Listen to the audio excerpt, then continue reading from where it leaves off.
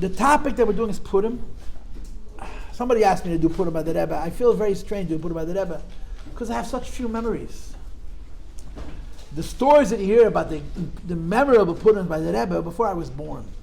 Most of what I'm going to say is things that I've heard from other people. I was sitting with the other group and I told them, my father used to tell me things that I don't remember. I'm just going to repeat to you something that happened to me. My father would describe to me Purim by the Rebbe in the early years. The Rebbe used to take a lot of mashke.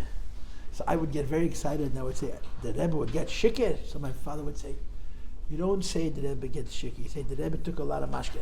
And 5 minutes later I'd say, so the Rebbe got shikir. But you don't say the Rebbe took a lot of... Anyway, eventually I figured out that you're supposed to say, the Rebbe genommen asach mashke. It's not a new expression. And in the early years, there were many Fabrangians, not just Purim and Simchas Teda, but especially Purim and Simchas Teda with Rebbe genommen. The Rebbe drank a lot of mashke. Some of these stories are quite famous.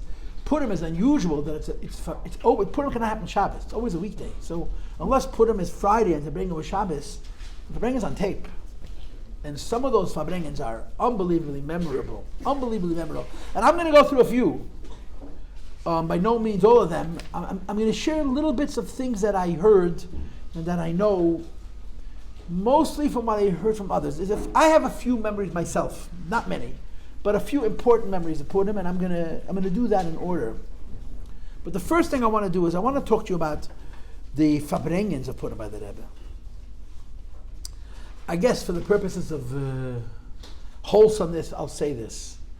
If you go back in the history of Hasidus, early generations, the Rabbeim Fabrangian publicly with a nash 3 times a year. Simchas Teda, Yudis Kislev, Purim. Period. The Mittel Rebbe, the Tzemach Tzedek, the Rebbe Marash, the Rebbe Rashab, and Mistame, even the Alter Rebbe in the later years. The big Fabrangians where the Rebbeim sat with the Chassidim were basically is a big bad word, but that's the word, Simchas Teda, Yudis Kislev, Purim. The Rebbe, Zal Gezun, and our Rebbe published a volume of Sichos from the Rebbe Rashab, Sefer Sichos Tedas Shalom. The volume is maybe 300 pages. I would say 2/3 of it or more are either Simchas Teda or Yudis Kislev Purim. Long Fabrangians, all-nighters. You have short little things that the Rebbe said on other occasions, but the Rebbeim Fabrang 3 times a year. Yudis Kislev, Purim, and Simchas Teda. Purim was one of those times that even in earlier generations, the Rebbeim came out and Fabrang with Chassidim. Our Rebbe made Fabrangians do a whole new thing, right? Our Rebbe changed Lubavitch in this way. The earlier Rebbeim didn't Fabrang that often. And they certainly did not Fabrang for everybody. I mean, the Friedrich Rebbe, every single Shabbos is a Fabrangian. But there's a million Yidden sitting there, just the Mishpacha. It wasn't open to the public. The Rebbe Fabrang very, very odd. He Fabrang every Shabbos Mevorach. He Fabrang every Yom Tov. He Fabrang every Purim. And in the later years, he Fabranged much more frequently, and then eventually the Rebbe literally Fabranged every single Shabbos. After the Rebbe Tzachai Mushka passed away, beginning with Vayakel Tovshin Memchatz until Vayakel Tovshin and Beis, the Rebbe didn't miss a Shabbos. Even when Rosh Hashanah was Shabbos the first day, the Rebbe Fabranged Shabbos. After Musaf, Rosh Hashanah, because it's Rosh Hashanah, because it's Shabbos. And the Rebbe Fabranged much more and for very, very, very long. The Purim Fabrangians are very memorable. In the early years, the Rebbe used to start Fabranging at 8:30 at night. And sometimes those Fabrangians finished at 6 o'clock in the morning. The whole night. 5:30, 6 o'clock. And the Rebbe would speak and speak and speak. And there was so much of Fabrangians. There was Torah, there was Avodah, there was Chassidus, there was Mesiras Nefesh, there was Hiskashus, there was Giluyim. The Fabrangians were extraordinary. When I was a kid growing up, the latest Fabrangians that I remember, I'm talking now the 70s, my childhood, was 3 or 3:30. And by the way, 3 or 3:30 is pretty late also. The Rebbe started in my days 9:30, not 8:30. 3:30. Then it changed in after the Rebbe's heart attack in the MEMS. Even a big Fabrangian almost never went past 1 o'clock. 1:30 was very late. Bechlal, he came at 9:30. For about 3 hours, 9:30 till 12:30. Even the big Fabrangians. But Purim was special, no question about it. Purim was special.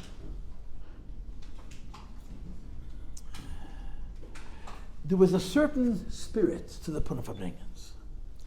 And the Rebbe, you can't say a fact, but you could say sort of a hergish, basically. Every year Purim, the Rebbe said the same thing in other words. And the other words were very simply this. Historically, there are many times where Jewish people tried to get Goyim to like them by being like them. And they ended up getting killed, or almost getting killed, as per the Purim story. The Purim story is Yidden assimilating. That's the story. The Purim story is Yidden assimilating. The background to the Purim story is, and this is something which I don't know if you girls appreciate. You may have heard it, but you don't appreciate it. Golus Bovel was a very unusual Golus. Golus Bovel, which would be the first Beis HaMikdash and the second, was a very unusual. I'll tell you why. Because the Jewish people were brilliant. The Jewish people, in times of their first Beis HaMikdash, were an incredibly sophisticated society. They were the greatest society in the world. And when the Nebuchadnezzar conquered Eretz Yisrael, and he took the spoils of Eretz Yisrael, and then later he destroyed the Beis HaMikdash, the most precious thing he took were the computers. You know what the computers were? Daniel, Hananiah, Mishael, Azariah, the brains. You read the book of Daniel. Nebuchadnezzar took the greatest Jewish minds who he had just conquered and enslaved and put them in his government. The Nebuchadnezzar was successful because he took counsel from Jews. When Yidden came to Bavel, they were incredibly respected by all Goyim. Normally, when you're a nation that's been crushed and defeated in war and exiled, you're worse than dust, you're slaves. Golus Bavel was very unusual. Yidden came to Bavel and they were immediately high society. Because they were not high society because how much money they made, who they knew. They were high society because they were Jews. There was such an enormous respect for Yidden that carried over from the Zman Bayis. It's very important to understand this. And I'll tell you how this played out. Yidden come to Bavel and they're respected. They're slaves. They're basically commodities. They were conquered. They were brought, but they were treated with great respect. And people wanted their advice. And people wanted to be involved with their lives. The story of Golus Bavel has a few tragic things. The most overriding, most overarching tragedy of Golus Bavel was an enormous amount of intermarriage, an enormous amount of assimilation. Yidden lived in Eretz Yisrael for 800 years, more than 800 years, for a very, very long time. And of course, lived in Eretz Yisrael, there was Yehuda, and there was Yisrael. Yisrael was a mess. Yehuda, the Yidden were more or less Shema Shabbos, Shema Teitel Mitzvahs, and so on and so forth, yes. They moved to Bavel, and in 70 years, an incredible percentage of Yidden married Goyim. Why? The Goyim wanted to marry the Yidden. And the Yidden thought it was cool to marry somebody who was a prince, or a princess, or a person of great wealth, a person of great influence. The Sefer Ezra, the Book of Ezra, right, the last one, Ezra and Nehemiah. It's a whole Shelo, whether it's one book or it's two books. But the Book of Ezra describes Ezra's Sefer bringing the Yidden back to Eretz Yisrael to build the second Beis HaMikdash. And at some point in the Book of Ezra, it says he stops in the middle of the trip. And he realizes how much assimilation there is, how many Yidden are married to Goyim. And he says, I swear I'm not moving from the spot till I separate every Jew from every non-Jew. And Ezra's Sefer did an act of yichus. He made everybody prove to him they were Jewish before he continued traveling to Eretz Yisrael. The Gemara says that Kol Ha'aretz Yisrael Eretz Yisrael Etzal Yisrael Bavel.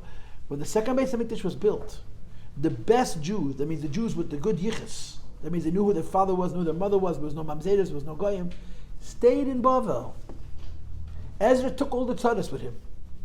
And on the way to Yisrael, he began to sift out who's a Jew and who's not a Jew. There was an enormous amount of assimilation. And the basis for this assimilation was wealth and success, not poverty and suffrage. Okay? So that's the overarching issue of Golus Bavel. Yidden married Goyim. And you know what? Here's the problem. They thought it was cool. They thought with this they made it. You know, when a Yid marries a Goy, a prominent Goy, a powerful Goy, an important Goy, a rich Goy, a respected Goy, says, oh, see, now I'm like everybody else. And then you have the two immediate stories that the Gemara brings, as you probably are aware of. The first is that Hishtachol Etzelim, Nebuchadnezzar, Nebuchadnezzar made a statue. He made it completely of gold, which represented Bavel. He wanted that the kingdom of Bavel should last forever. And then there's a story that he had a dream where he sees only the head is gold, and then the body is silver, another part is copper, another part is wood, which shows on four Goliaths, Bavel and Madai and Paras and Edom. The Gavos and Madai and Yavon and Edom. But he made Jews bow down to the Telem, and they all did, except for 300. And according to many opinions, it wasn't even an Avodah Zarah. It was simply a statue of the king. What was the crime? If it's Avodah Zarah, it's Avodah Zarah. But if it's not Avodah Zarah, what was the Aveda? The Aveda was that they were bowing down to Goyishkeit. The idea that they bowed down to the Tselem of Nebuchadnezzar to be considered, they didn't do it because they were forced only. They enjoyed the idea that they were regular citizens of Babel, and like all the other citizens of Babel, had to bow down to Nebuchadnezzar and announce that his kingdom was going to last forever. Yidden became a part of that world. That was their Aveda. And then, of course, the other Aveda is the story in the beginning of the Megillah. That Nehenu Misudase Shaloi Rasha. Pari made a party for 180 days. 180 days. Chavre. Are you Bali Taiva? I'm asking you. Ich kenne euch nicht. You don't have to tell me yes or no, yeah? You like to have fun, yeah? How many days can you eat and drink and get chicken and party? How many days in a row before you're sick? 180 days. Hulin, the Rebbe said, Hulin and Zeif and the chicken, 100 non-stop. Just eating and drinking and feasting and making themselves sick. Mamish gross. But some of those chaver lasted 180 days. You have to be first you have to be a gibber, it'd be a Baal Taiva Adir. You have to love pleasure like no end to it. When he finished with the 180 days, he made a small little party just for a week, which is also far too much time, for the residents of Shushan, and he invited Yidden. And Yidden went. Now it's possible to say the Yidden went because they had to. Either because they were forced because it would look bad. But nobody ever said they had to enjoy it. Right? They enjoyed the feast of that evil man. And the enjoyment was, look at us, we're the same like everybody else. We're not looked at as foreigners, as parasites, as immigrants. We're like everybody else. We were invited to the party and we were given kosher wine and kosher meat and kosher koltuv, right? We were given respect and honor like everybody else. And the Aveda was Nehenu. And then mamash a short time later, along comes Haman, and he almost kills every Jew in the world, and Hashem makes a huge nest. So the Rebbe would tell the story every year, focusing on a different part of the story, and he would bring out the same point. The worst thing the Jew could do is think that in order to get the Goy to respect me and like me, in order for the Goy to stop hating me and killing me, I have to be like the Goy. History has shown over and over and over and over and over and over and over and over, how many times say over? Again, that each time Yidden try to be like the Goy turns on him overnight and he tries to kill him. Kipshute. And then you want a God to respect you? Be yourself. And you're different. You eat different foods. You drink different wine. You drink wine differently also. You eat different bread. You have different minhagim, different mitzvahs. And we're separated from goyim. Between a yid and a goy there's a mechitza. And that mechitza cannot be violated ever. And a Jew has to stop apologizing for being a Jew. A Jew has to stop trying so hard to impress the goy with his goyishkeit. When a Yid is proud to be a Jew, the Goy respects him. And when a Yid hides his Jewishness and thinks the best of the Goy to respect me is to imitate what the Goy is doing, the Goy is disgusted by him, and the Goy will always, sooner or later, remind the Jew, you're not one of us. This philosophy was the theme of all the Purim Fabrangians. And it's tragically true. And of course the last example, the big example for this, is the Nazis and Jews in Germany. The Jews in Germany thought that if they'll be German enough, the Germans are going to think of Jews that they're just like the Germans. And there was never a place of greater hatred for Yidden and cruel, violent destruction of Jewish people than in Nazi Germany. The country which is so cultured and so sophisticated because a Goy abhors a Jew. People abhor anybody who's a coward, who doesn't respect himself. A Goy abhors a Jew who thinks he's going to be like him. A Jew is different. Now here's the chap, chavre.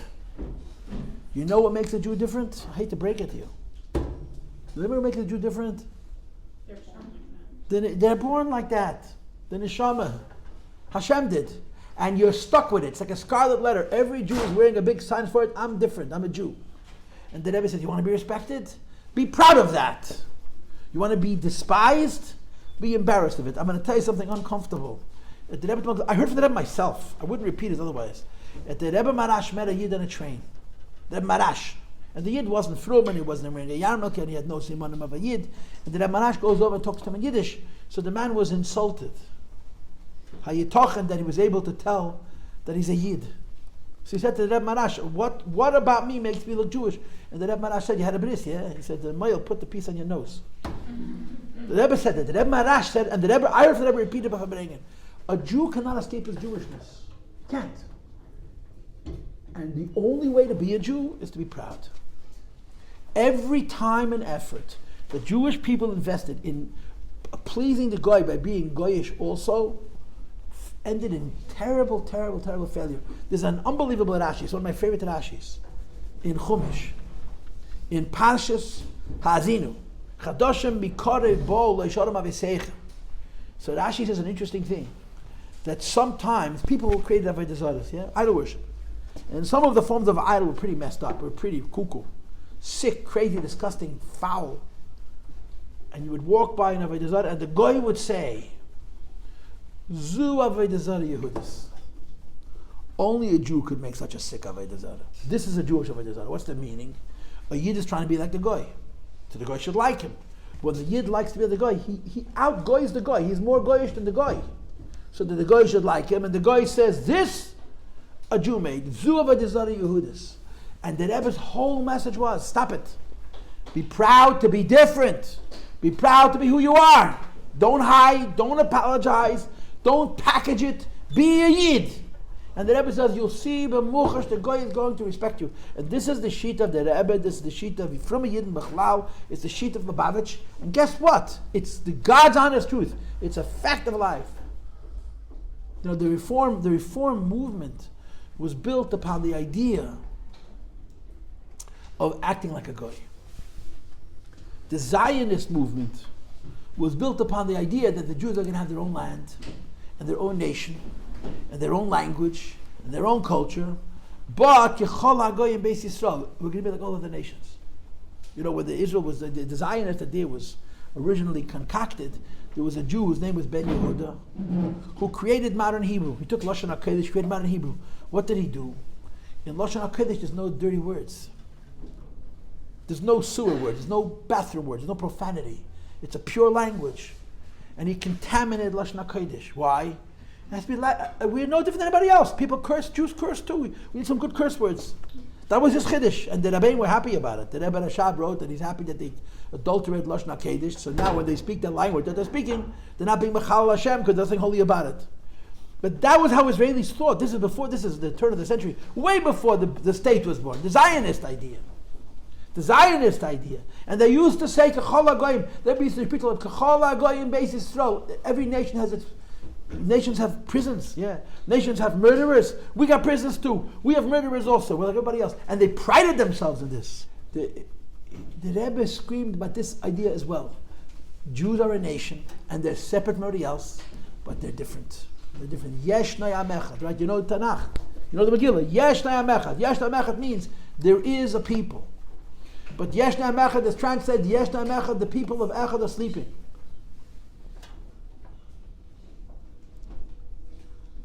And Yesh Ne'am Echad is translated that we're different. Moshe Shinui. Yesh Ne'am Echad, there's a nation which is different than all others. And this was the theme of the Rebbe's Fabrangians. The Jews should be proud to be themselves. And he would argue, and he would argue, and he would argue. Be different than the Goy and see how the Goy treats you. Go ahead, in the back. Talk loud. Yeah, it doesn't seem like that was the problem in the Purim story because Haman said to Achashverosh, they're different. That was his whole issue. First of all, there's different shittas in Midrash. What he told Achashverosh. In other words, when you read the pasuk in Pshutei Shel Mikra, it's not what it says. In pasuk in Pshutei Shel Mikra, it says there is a nation. The Gemara explains that the story of Purim happened for the two Avedas that I just mentioned, bowing down to the Tzelem of Achashverosh and participating and enjoying the feast of Haman, and both of those events were trying to be like Goyim. So there's Megillah Esther is one of the most commented upon books in the Torah. You know, the two most commented books in the Torah, or three most, are the Megillah Esther, the Haggadah Shel Pesach, and the Pirkei Avos. There's so many pirushim on these Sfarim, But in Pashtus, when you read the Gemara, this is the impression you have. That the Goy didn't want to be like the Goy. Now, the Goy never accepts it. That's the word. Even when the Yid says, I'm like you, the Goy says, yes, no, they're different. And that's what the Rebbe says. When a Yid tries to act like the Goy reminds him that he's different. And the Rebbe said, let's stop trying to please everybody. Let's be ourselves, and they'll respect us more. And you see it from Muchash. I mean, if there's anything that Lubavitch stands for, Lubavitch stands for many, many things. But you know what it means to be a very important person in the Jewish world, and you bring a beard, and your wife will bring a sheitel? It's huge in 2023. We're not talking about some schneckel and a shtetl. We're talking about very powerful Yidden who are respected as the most powerful Jews in the world today, and they're wearing a beard and a hat. That's the Rebbe. And the Goy respects you more. That's what the Rebbe says. The Goy respects you more. This message was, I can't say it's universal, but it was the foundational teaching of many, maybe the majority, if not all, of the Rebbe's Purim Fabrangians. Of course, the Rebbe had 101 ways to say it. Every year he said it in a different oifen, but this was the spirit of the Purim Fabrangians. It was very much the spirit of the Purim Fabrangians. And of course, the Rebbe always said, I once made a list for Beisifka here, I did this. How many psukim in the Megillah have Maimorim on them? The Megillah is 10 perakim. Okay? I don't know how many psukim it is. I think it's less than 200 psukim in the Megillah says that. How many psukim in the Megillah have Maimorim? I have a list of like 70 or 80. Do you imagine? There are some that you have 100. There's many Maimorim. But you have Maimorim on HuRa, Karpas, V'Scheles. You have a Maimon Be'elevi, Bova, Beikin, Yishova. If you go through all the Rabbeim, I once went through the indices of all the Maimorim. There's Maimorim Hasidus on maybe a quarter or more of the different psukim the Megillah says. Now the Rebbe didn't say all those Maimorim. The Rebbe said many Maimorim based on a variety of different psukim. I'm sure the Maimorim the Rebbe repeated more than once or twice. But there's so much on Purim, and Purim by the Rebbe was Mashu. It was a very, very unique and powerful occasion. Does anybody want to speak, or I'm going to move to individual years? That's what I'm doing now. I'm going to do individual years. I'm not going to do all of them because I just don't have. I'm going to just do a few. Go ahead. You raised your hand, you decided to change your mind. Anybody? So the first Purim I'm going to speak to is Purim Tov Shin Yud Aleph. The Rebbe becomes the Rebbe Yud Shvat, right? Purim is 33 or 34 days later, Mamish. 34 days after the Rebbe accepted the Nasi as official.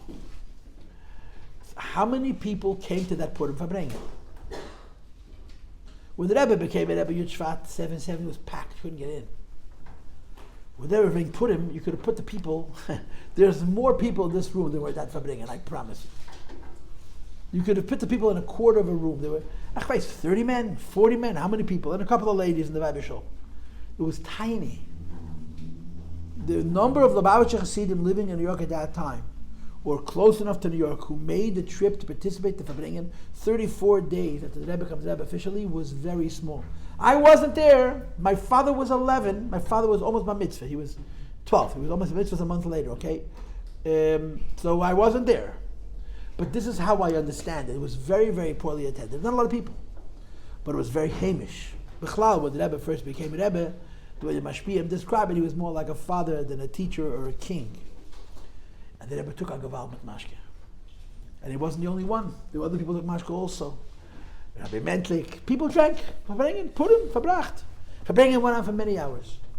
There's a tape of the Fabrangian of Purim, Tafshin Yud Aleph. But not all of it, just the beginning. And I guess I should start with this, because this is also very, very poignant. And I would advise you to get a hold of this, because this is very, very moving. It's incredibly moving. And the whole thing is 5 minutes of your life. I can send you the tape. If you basically, today you have on Ashreinu, you can get the recordings. In that, when the Rebbe became Rebbe, the first year between Tafshin Yud Aleph and Tafshin Yud Beis, the Rebbe would not start a Maimer direct. He would start to speak a Sikha, and he would speak a Sikha a few minutes, and then the Sikha would turn into the Maimer. His tone would change, he would start to sing the Maimer. The first time the Rebbe asked to sing a Nigin before Dach was the second Yud Shvat. Yud Shvat, Tafshin Yud Beis. The Rebbe came into the Fabrangian, there's no tape of it, and he sat down and he turned to Shmuel Zalmanov and said, "Zog Chassidus Nigin." And the Rebbe said a Maimer Basilagani. And from then on it became the custom that when the Rebbe says a Maimer, before the Maimer there's a Nigin. But for the first year, from Yud Shvat Tavshin Yud Aleph to Yud Shvat Tavshin Yud Beis, the Rebbe would start a Sikha, and then suddenly the Sikha would turn into the Maimer. So the Rebbe comes to the Fabrangian of Yud Shvat Tavshin Yud Aleph, and he sits down, and like I said, you can hear this on the tape. You can read the Hanacha, but you can hear the tape. The tape is unbelievably moving. And he starts off by quoting a Zayar. And the Zayar says that in the davening of Rosh Hashanah, you say Uvachein. In At HaKodesh, you have Uvachein Yiskadesh, Uvachein Tein Pachtacho, Uvachein Tein Koved, Uvachein Tzadikim. But there's 4 Uvacheins. And then you have Kadesh Atav Neir Shmech, and then you finish the bracha. So the Zohar says that Rosh Hashanah is supposed to say 3 Uvacheins. 3, not 4, 3. 1, 2, 3. And you look in other Sidurim, like look at Nad Chabad Machzorim, they'll have only 3. And if they have only 3, they're missing the first one. Uvachein Yiskadesh is missing. Uvachein Tein Pachtacho, Uvachein Tein Koved, Uvachein Tzadikim. The first one, Uvachein Yiskadesh is missing. Why? Because in Tanakh, the word Uvachein appears 4 times. The word Uvachein, Vav Beis Chof Nun, which is Begematria 78, which 78, which is Begematria Chas Doi, right? Chesed with a Vav, appears 4 times in Tanakh. But we only speak about 3 of them, and we don't speak about the 4th.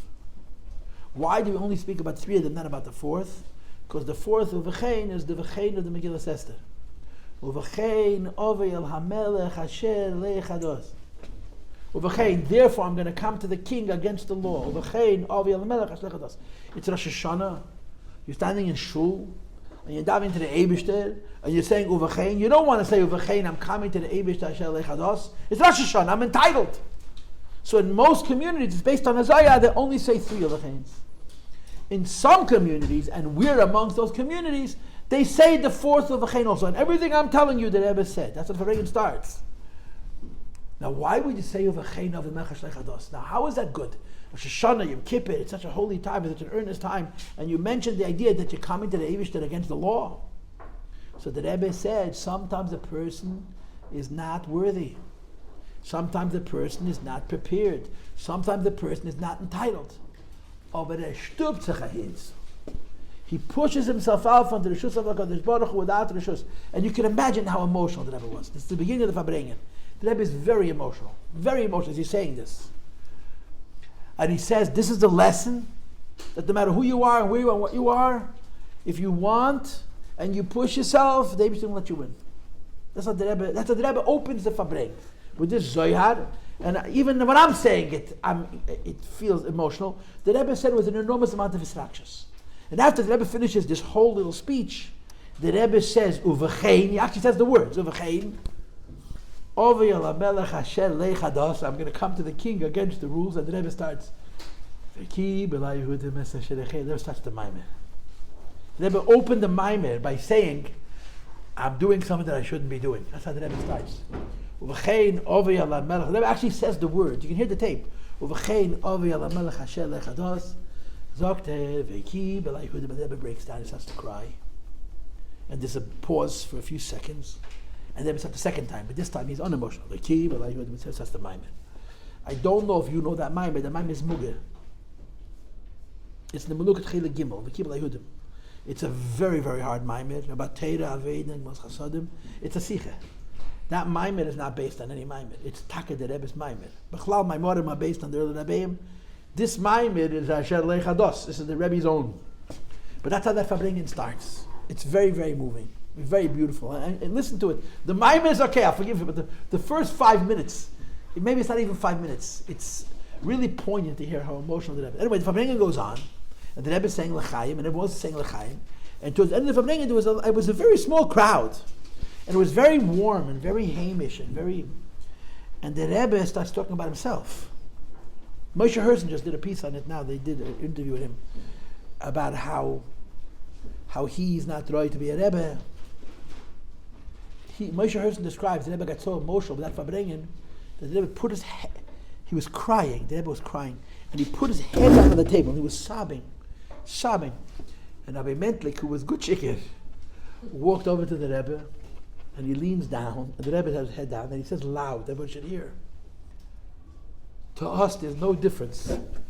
It's the same thing as the Alter Rebbe. He told us to the Rebbe. To us, this is a month after the Rebbe became Rebbe.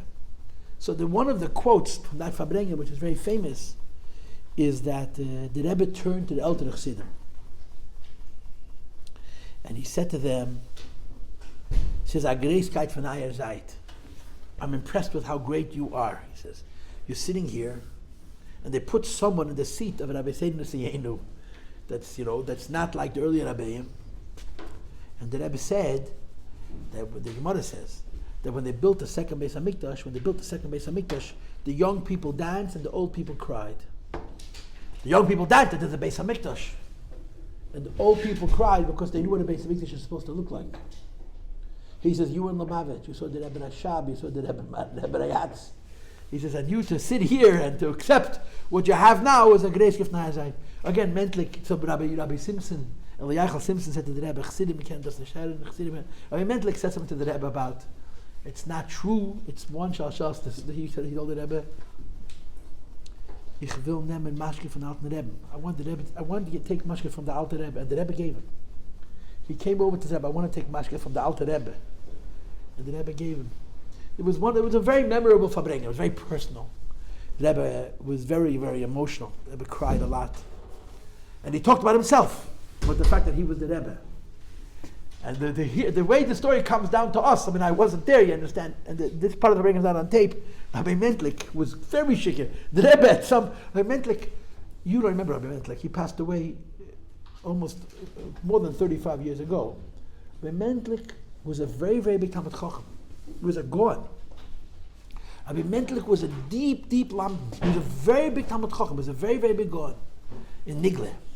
Rabbi Mentlik davened every single day by Arichis.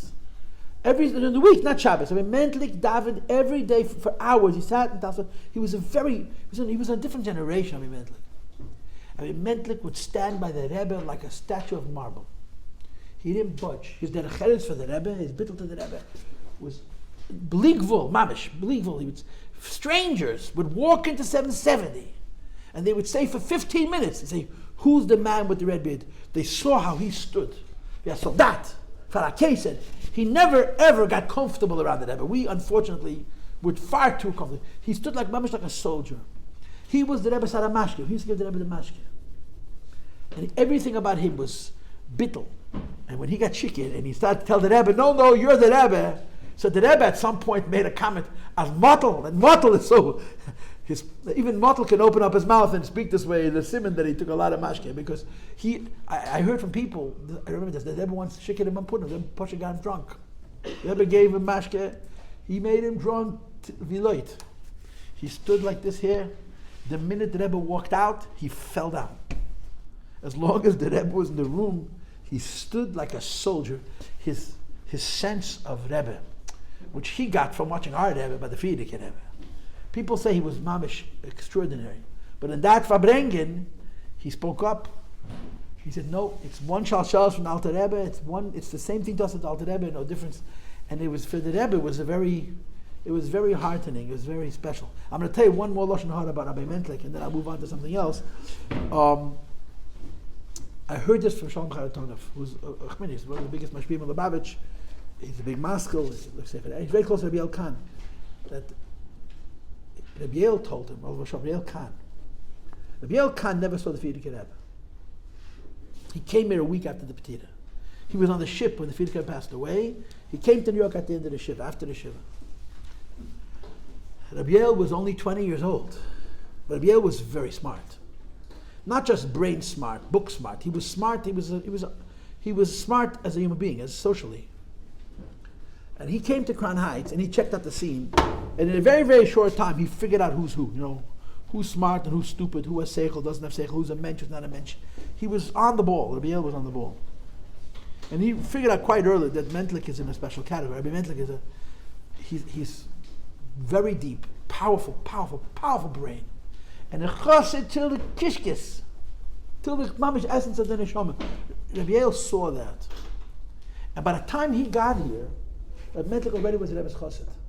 It was mamish days after the Frierdiker passed away, and Mentlik wouldn't sit down in front of the Rebbe. So Rabbi Yael asked Rabbi Mentlik, how are you so sure? How are you so sure that this is the Rebbe? It was mamish days after the Histalkos, after the Petira, they didn't find the Tzavor. How are you so sure? So Rabbi Mentlik said, he spoke to him in Yiddish, he said, Aduvos gesehen wie der Rebbe hat auf ihm geguckt.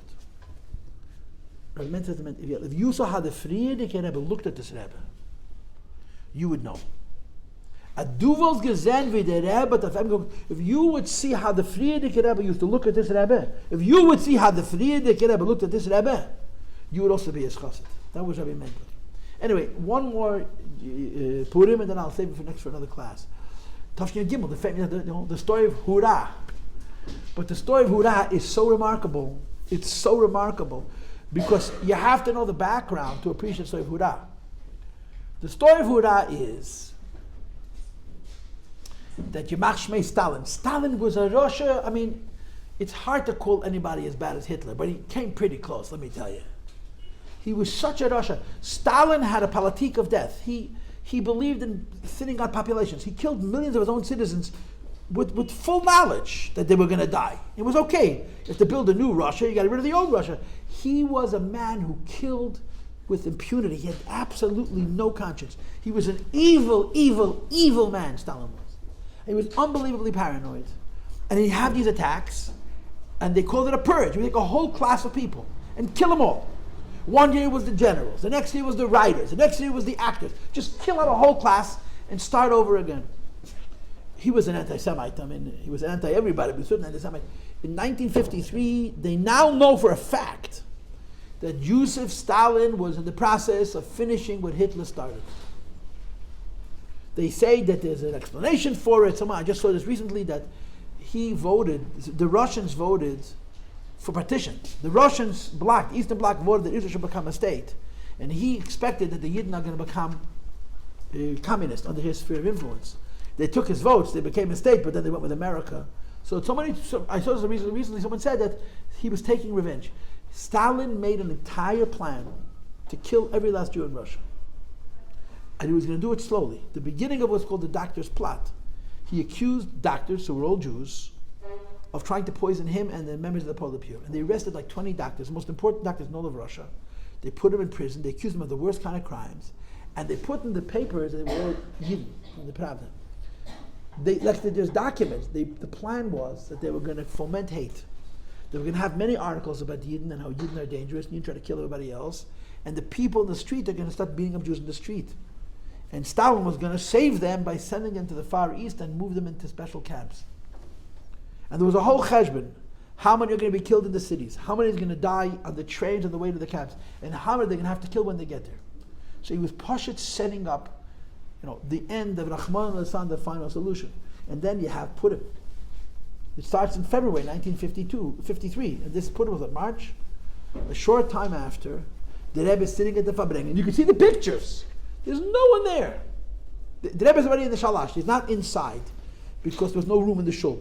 But you could see how many people are in the room. It's 50 people, 60 people, 70 people. The Rebbe is sitting by Reish HaShulchan. The Rebbe looks not a day older than 22.